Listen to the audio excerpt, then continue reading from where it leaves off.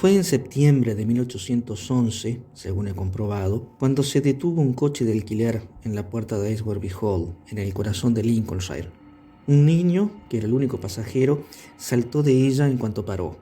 Tocó la campana y mientras esperaba que abrieran la puerta, miró a su alrededor con vivo interés.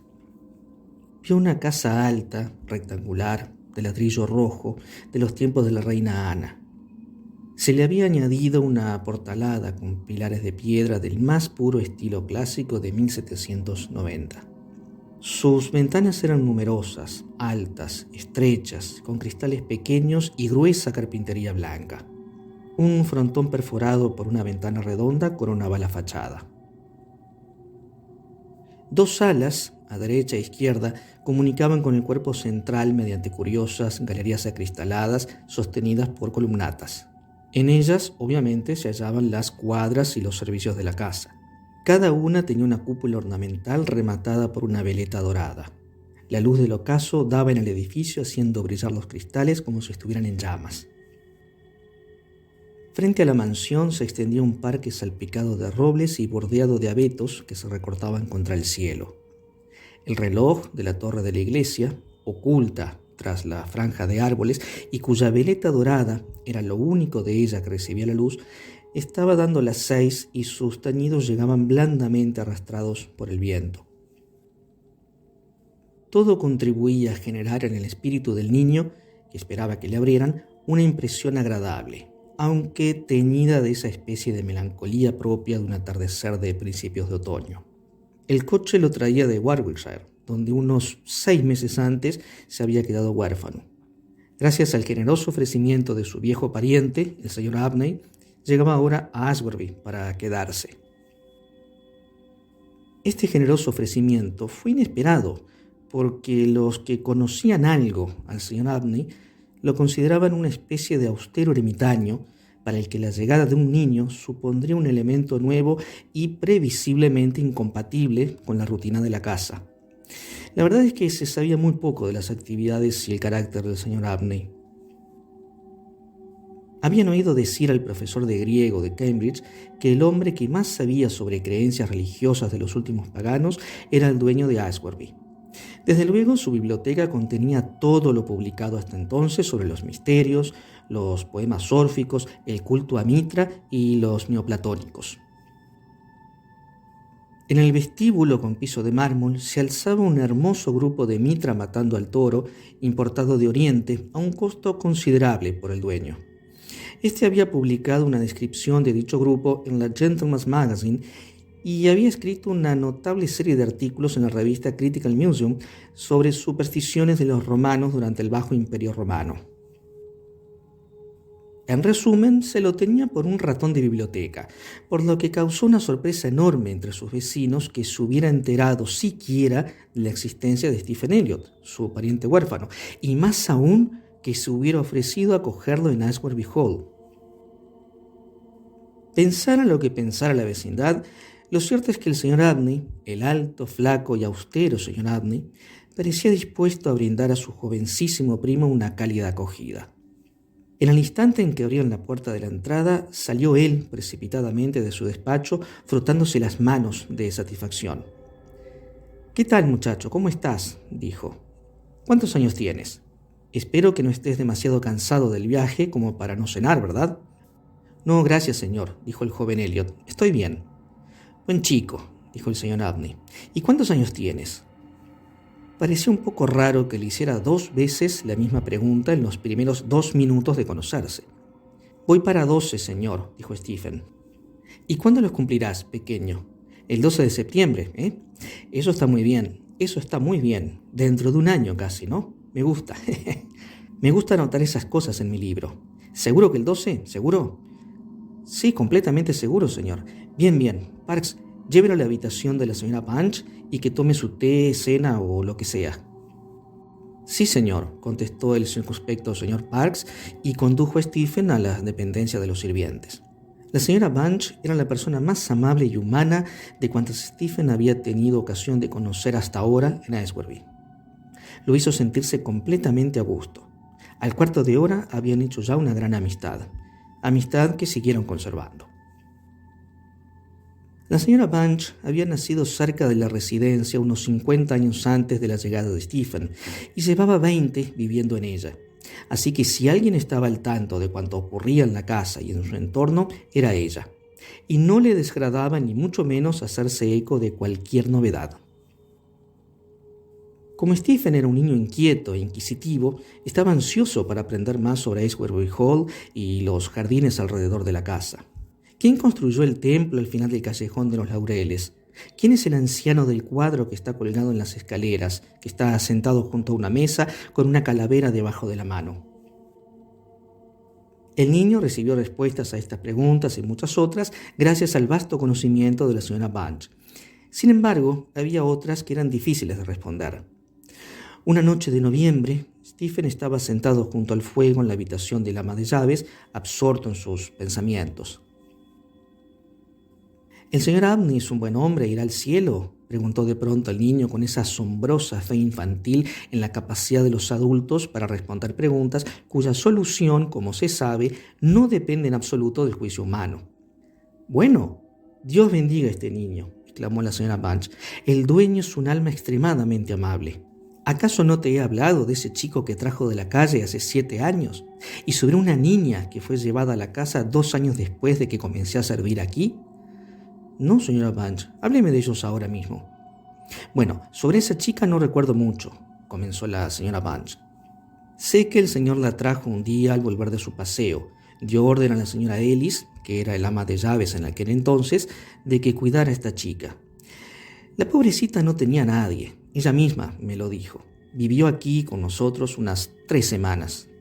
Después, por tener sangre gitana o por lo que fuera, saltó de la cama una madrugada mientras todos estábamos durmiendo y nunca más volvió a verla. El señor estaba tan decepcionado. Movilizó a toda la comarca y mandó dragar todas las charcas, pero yo estoy convencida de que se fue con los gitanos. La noche en la que desapareció, estuvieron cantando alrededor de la casa casi 1 hora, y Parks asegura que los oía llamarse entre ellos en el bosque a la mañana siguiente. Pobrecilla, era una niña rarísima y muy reservada, aunque yo me entendía con ella muy bien porque ella era muy casera. Sorprendente, ¿verdad? «¿Y qué pasó con el niño?», preguntó Stephen. «Ah, pobre chico», suspiró la señora Bunch. «Era extranjero, se llamaba Giovanni, y apareció por el camino tocando su laúd un día de invierno. El señor lo hizo entrar enseguida, le preguntó de dónde venía, cuántos años tenía, cómo había llegado y dónde estaban sus parientes, todo con extrema amabilidad. Pero con él pasó lo mismo. Son salvajes estos extranjeros, y una mañana desapareció al igual que la niña. Luego pasamos un año entero preguntándonos a dónde había ido y qué había hecho, pues no había tomado su laúd, que todavía está en el estante». Stephen pasó el resto de la noche acosando a la señora Bunch con preguntas y tratando de extraer algunos sonidos al laúd. Esa noche tuvo un sueño curioso. En el último piso de la casa, donde estaba su dormitorio, al final del pasillo, había un baño que no estaba usado y la puerta siempre estaba cerrada. Pero como la parte superior estaba vidriada y las cortinas de muselina quitadas, era posible asomarse y ver una bañera galvanizada a la derecha contra la pared, de pie, con la cabeza hacia la ventana. En la noche de la que estoy hablando, Stephen Elliott le pareció que estaba parado en la puerta del baño. La luna se reflejaba en la ventana y a través de la puerta de vidrio vio una figura tendida en la bañera. Su descripción de lo que vio me recuerda a lo que vio una vez en la famosa cripta de la iglesia de St. Michael, en Dublín, que tiene la horrible propiedad de preservar los cadáveres de la descomposición durante siglos. Era una figura indeciblemente delgada y conmovedora, de un color ceniciento, envuelta en una prenda parecida a un sudario, con sus finos labios contraídos en una leve y horrible sonrisa, y las manos fuertemente apretadas en la región del corazón. Y mientras la miraba, pareció brotar de sus labios un gemido lejano, casi inaudible, y de pronto empezó a mover los brazos. El niño se estremeció ante esta terrible vista y de repente se dio cuenta de que realmente estaba parado descalzo en el piso frío del corredor y la luna brillaba intensamente a través de la ventana.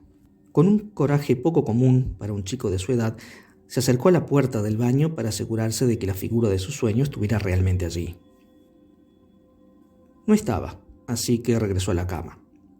El relato había impresionado tanto a la señora Bunch que a la mañana siguiente colocó cortinas de muselina en la puerta del baño. Y el señor Abney, a quien Stephen le había contado su aventura, se interesó mucho y la anotó en su cuaderno de notas.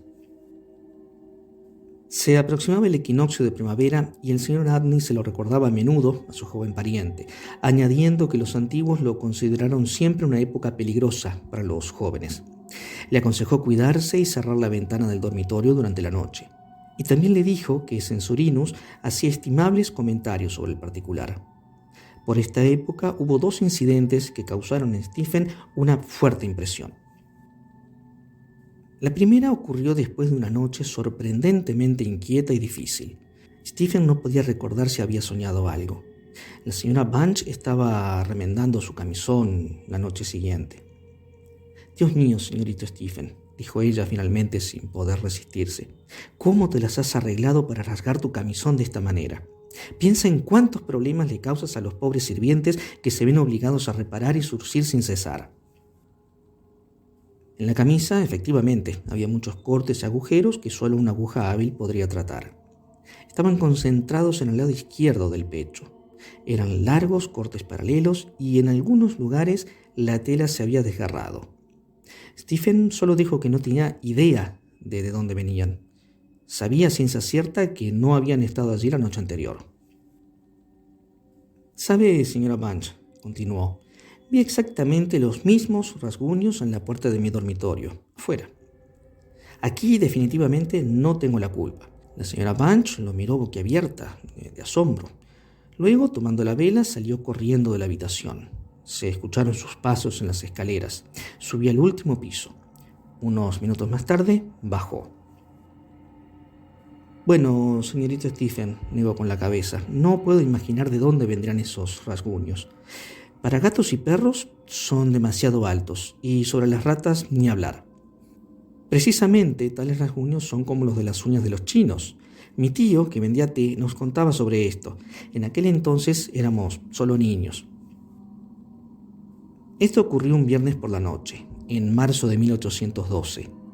La noche siguiente, la conversación tradicional entre Stephen y la señora Bunch fue abruptamente interrumpida por la aparición del mayordomo, Parkes. Por regla general se mantenía reservado, permaneciendo en su despensa. No había notado a Stephen. Parkes estaba preocupado y su hablar no era tan medido como de costumbre. «Que el dueño vaya por su vino si quiere». Esas fueron las primeras palabras del mayordomo. «O lo hago durante el día o no lo hago en absoluto, señora Bunch. No sé qué está pasando allí. Muy parecidas a las ratas y tal vez el viento sopla por la bodega. Solo que no soy tan joven y ágil como solía ser». «Señor Parkes, usted sabe que no hay ratas en el salón». «No lo niego, señora Bunch, por supuesto. Muchas veces escuché las historias de los muchachos del astillero sobre la rata parlante.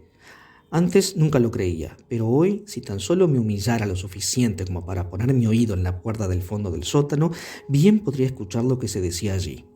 «Oh, señor Parkes, no puedo con usted. Qué fantasías salvajes. ¿Realmente ha pensado usted en ratas hablando en una bodega?»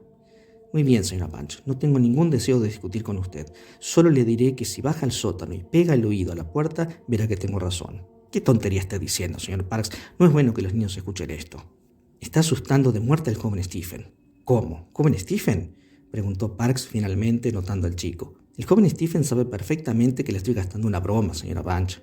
De hecho, el joven Stephen sabía demasiado para creer que el señor Parkes le iba a gastar una broma a alguien. La historia del mayordomo lo intrigó y le dejó un mal sabor de boca. Sin embargo, a pesar de las indagaciones persistentes, no logró extraerle al señor Parkes los detalles de lo que le había sucedido en la bodega. En fin, hemos llegado al 24 de marzo de 1812. Ese día sucedieron muchas cosas curiosas de las que Stephen fue testigo. Era un día ventoso. En la casa y en los jardines había una atmósfera inquietante.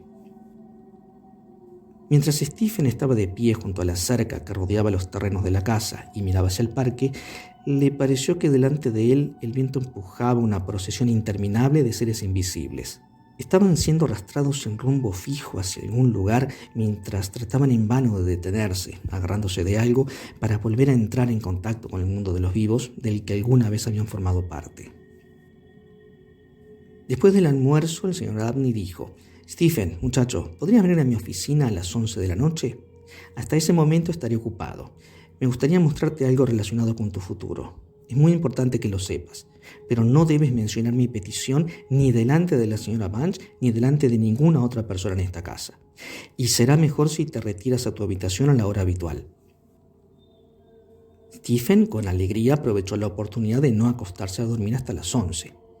Antes de subir las escaleras hacia su habitación, esa noche miró a través de la puerta entreabierta de la biblioteca y vio el brasero que a menudo veía en la esquina. Ahora estaba frente a la chimenea y sobre la mesa había un cuenco de plata dorada lleno de vino tinto. Junto a él había algunas hojas de papel cubiertas de escrituras.